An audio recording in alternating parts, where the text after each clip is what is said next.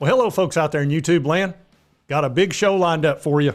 Oh, yeah, we're going to get back into the whole Harbaugh, Michigan, oh, man, he's in major trouble, in my opinion. And TCU turned out tricked them. I'm loving that. And we're going to talk about the Carolina wristband.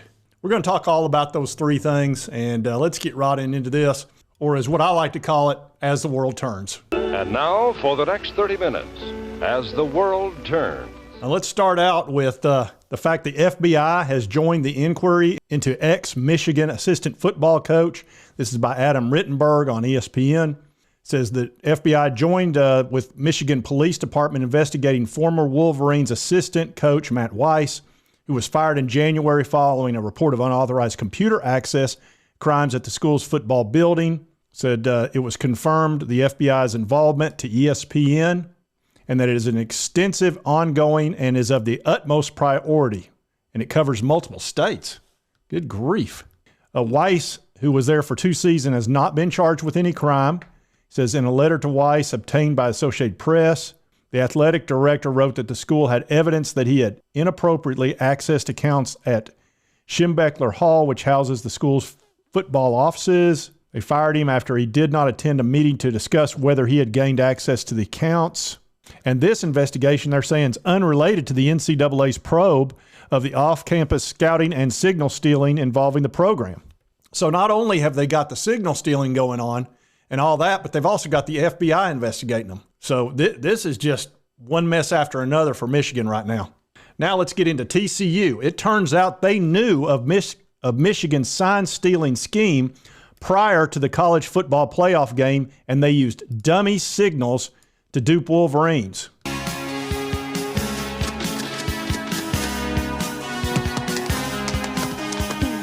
It said during the game, Michigan in last year's playoff trickery was afoot. It says they had gained information on Michigan's elaborate sign-stealing scheme. Obviously, they had been alerted prior to the game, and they actually changed their signals. So they pulled a fast one on the Wolverines. And everybody's been wondering, how in the world did TCU beat Michigan and then get pummeled by Georgia? They were duping them. They would put out their regular signs, but they had another call made. But Michigan thought, oh, it's going to be a pass. And it turned out it was a run or vice versa. So Michigan was set up ready for whatever was coming that they thought, okay, they're going to run the ball. Next thing you know, TCU throws it, and they're in the wrong defense. And if you don't think having the signs is a big deal, it's a huge deal. It's almost like if you remember the Houston Astros, they knew they were stealing the signs of the catcher, and they knew whether a fastball was coming or a breaking ball.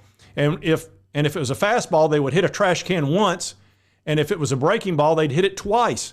But they were all making it like it was just like part of the crowd screaming and yelling and doing all that. They were sending the signal to the batter. And if the batter knows a fastball is coming, a major league batter, he's going to knock it out of the park, or he's at least going to hit it solid.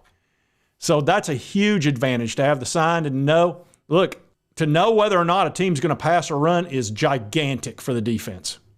And we're going to get into that a little bit here and later about South Carolina and talk about what could be some chicanery. We'll see. But anyway, yes, TCU had been tipped off. Says sometimes we froze a play before the snap. We'd call a play, and then we'd signal in another play with an old signal, but we told the players to run the original play. And they wound up beating Michigan 51-45. Can you imagine what Connor Stallions was doing on the sideline, screaming at the defense and the offensive coordinators, and the exact opposite play was going on? I'll bet he was losing his mind. Mr. Genius over there. Whew. I love it, though. That's the one positive thing that came out of this. Michigan's won 21 out of 22 games, out of their last 22 games, and they've had the signals. They've had the signs. This sucks more than anything that has ever sucked before. So how Jim Harbaugh survives this, I have no idea. This is a big scandal. They literally had people going to games, including a Tennessee game. They were holding out their cell phones and recording the signals. They would get a 45-yard line ticket, and that's been reported. They would record the signals that they were sending in the game, and then they would tie it to the play, and they'd figure out the signals. And that's both those things are against the rules. You're not allowed to send somebody to do that, and you're not allowed to use a recording device. Oh, well, there's strikes 2 and 3 right there. So this is a huge scandal for Michigan, and really it sounds like they've had an unfair advantage for a while. I don't know how long it's been, but if you look at Jim Harbaugh, he was struggling, was on the verge of losing his job after the pandemic, and then all of a sudden, the last 3 years, he's been unbeatable. I mean, they have been fantastic, and they've beaten teams to death. And I'm just, it turns out maybe they had an unfair advantage, and that they're going to get to the bottom of all this. NCAA will. And Michigan is not standing behind Jim Harbaugh very hard. As a matter of fact, he's pretty much stated he's not feeling the love. So I would be surprised if he's not in the NFL next year, because Michigan, look, they're not going to go down with the ship. If you remember what Tennessee went through with Jeremy Pruitt, they gathered all the evidence and gave it to the NCAA, and I bet you that's what Michigan does. I bet they gather the evidence and hand it over.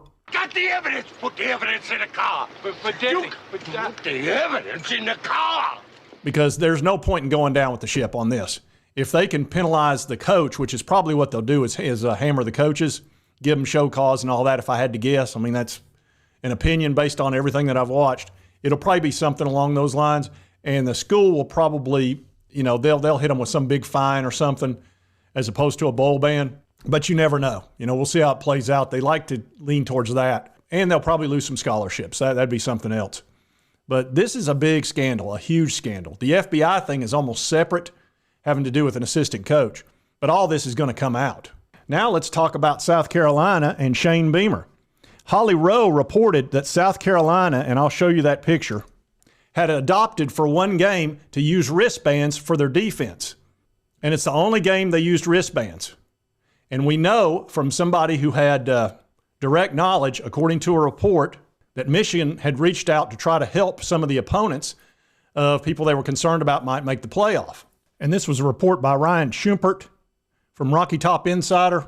It says, according to Football Scoops, John Bryce, Michigan not only scouted potential college football playoff opponents, but also might have assisted their opponents. Moreover, a source with direct knowledge indicated to Football Scoop that Michigan may have attempted to assist the opposition of a potential college football opponent in an effort to disrupt that team's potential path to the playoff, Bryce wrote.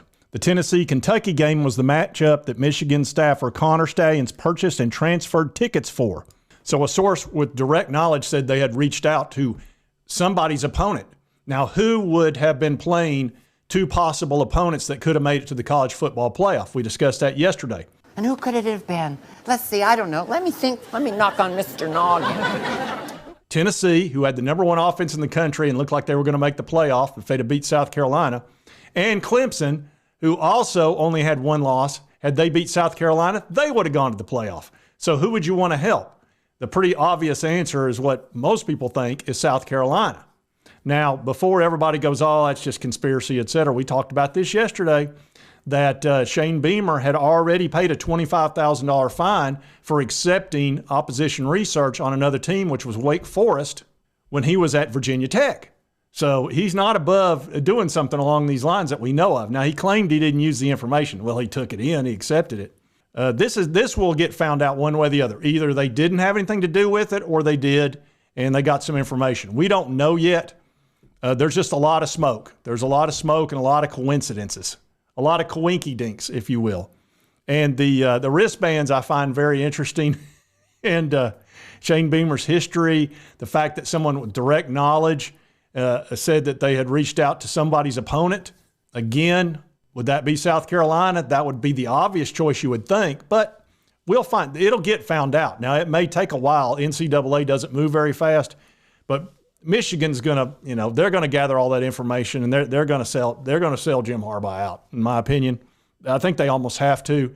I don't see how he survives this past this year. Now, he may somehow limp through this year unless he loses a game. If he loses a game, they'll probably just punt him. But this is a tough one. I would hate to be in Michigan's shoes right now because they're undefeated. He's been pretty darn popular the last few years. He made the college football playoff and all that, and he's been very good for possibly obvious reasons. But I'd say Michigan will get tired of this after a while and probably I just don't know how you survive this. I really don't. It'd be very difficult. So anyway, I did want to cover this because it's just so intriguing. And I love the fact that TCU tricked Harbaugh's team. I love that. Used their own sign stealing against them. I think that's fantastic. I wish we had, well, I don't know that it was used against us or not in the South Carolina game. It's just odd to me that they had not scored a touchdown against Florida the week before. It was 38-6 they got beat. And then suddenly they scored 9 touchdowns. Every time they touched the ball, they got a touchdown. Now, why would that be? Could they have known the plays that were being called in on defense, or did they just suddenly magically become unbelievably good? And then they beat Clemson, the following week or whatever, and finished up beating 2 top 10 teams all of a sudden. And now this year they're 2-5. 2-5. Same quarterback. So there's just a lot going on here that's swirling around, and we'll find it out over time. And believe me, if it comes out, I'm going to be all over it. Who knows? Maybe it's just a conspiracy, but there's a lot of circumstantial evidence hanging around, a lot of smoke. So we'll see if there's fire to that Carolina situation. And if you like this content, be sure to hit that like button. Let's be able to continue to cover the Vols and all our opponents and all this good stuff. And if you've not subscribed, it's on my right, your left. Just hit that little button. I would appreciate it. And right over here's the most recent video that YouTube thinks you'll enjoy. And we'll see you next time on Sports Talk Jay.